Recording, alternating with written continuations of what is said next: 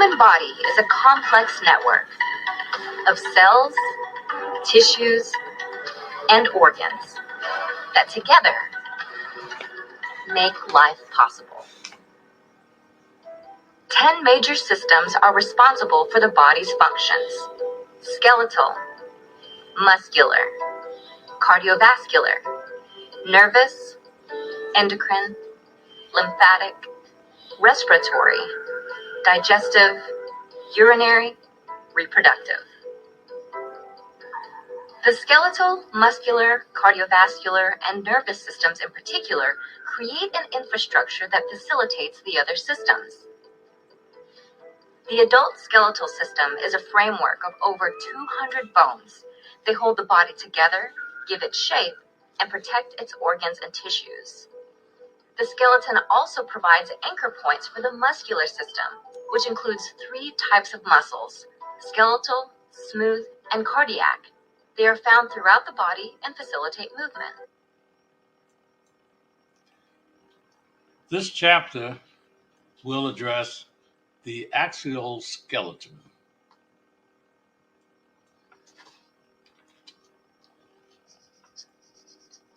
The skeletal system includes all the bones of the body, plus the joints where they attach to each other.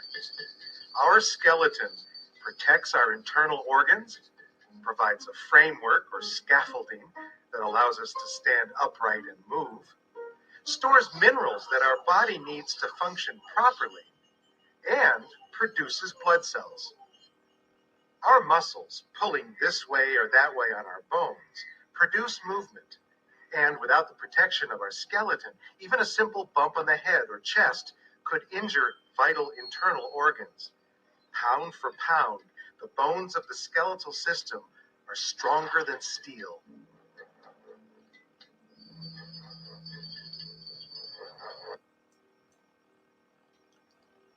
For adults, there are 206 bones in the skeleton. Younger individuals have higher numbers of bones because some bones fuse together during childhood and adolescence to form an adult bone. The primary function of the skeleton are to provide a rigid internal structure that can support the weight of the body against the force of gravity, and then provide a structure upon which muscles can act to produce movement in the body. The lower portion of the skeleton is specialized for stability during walking and running. In contrast, the upper skeleton has greater mobility and range of motion features that allow you to lift and carry objects and turn your head and trunk. The skeleton is subdivided into 2 divisions, the axial and the appendicular. This presentation will address the axial skeleton.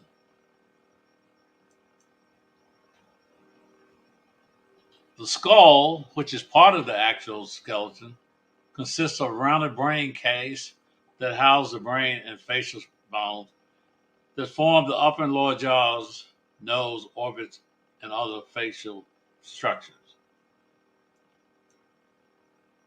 As you can see, an anterior view of the skull shows the bones that form the forehead, the orbits, the nasal cavity, nasal septum, and the upper and lower jaws.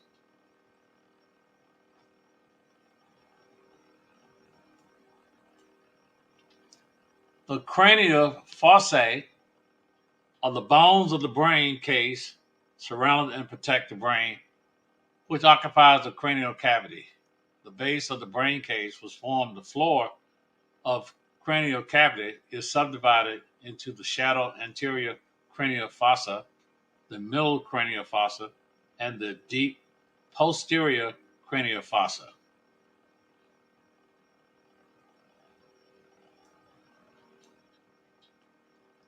The posterior view of the skull. This view of the posterior skull shows attachment sites for muscles and joints that support the skull.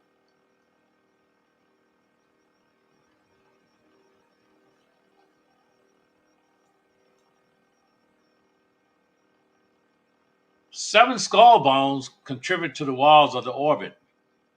Opening into the posterior orbit from the cranial cavity are the optical canal and superior optical fissure.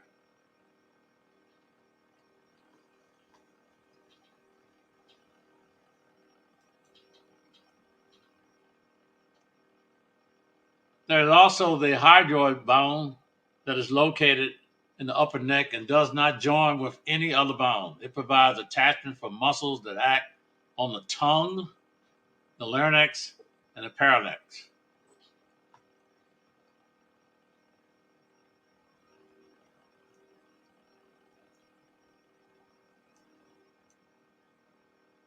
As you can see, as part of the axial skeleton, we have what we refer to as a vertebral column.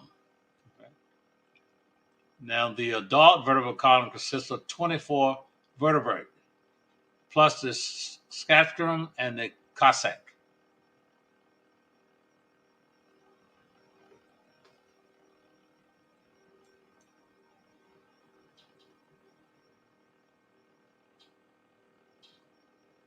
Now, there's abnormal curvatures of the vertebral column.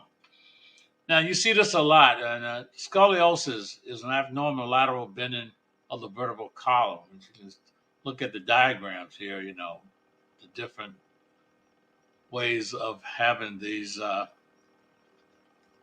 bending of the column.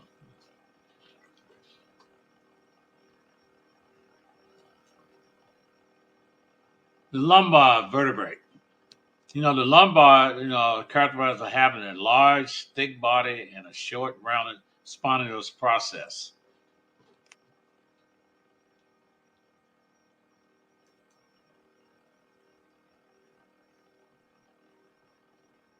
And as here you see the ligaments of the vertebral column.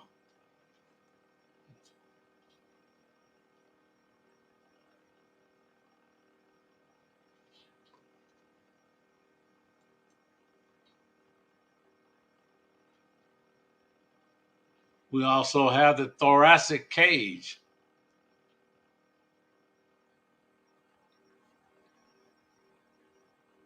Which is formed by the sternum and 12 pairs of ribs. And these ribs are anchored posteriorly to the 12 thoracic vertebrae. As you can see in the diagram.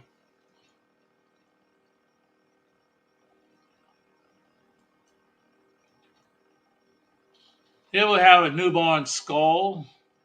The bones of the newborn skull are not fully ossified and are separated by a large area called the fontaneus or fontaines, which are filled with fibrous connective tissues.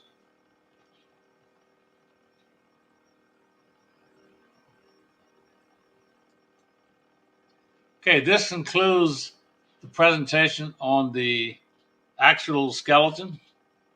I hope that you'll be able to use this information in your preparation for the final exam.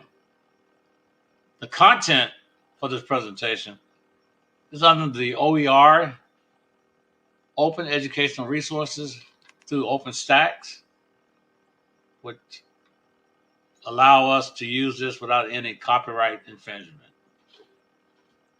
Thank you.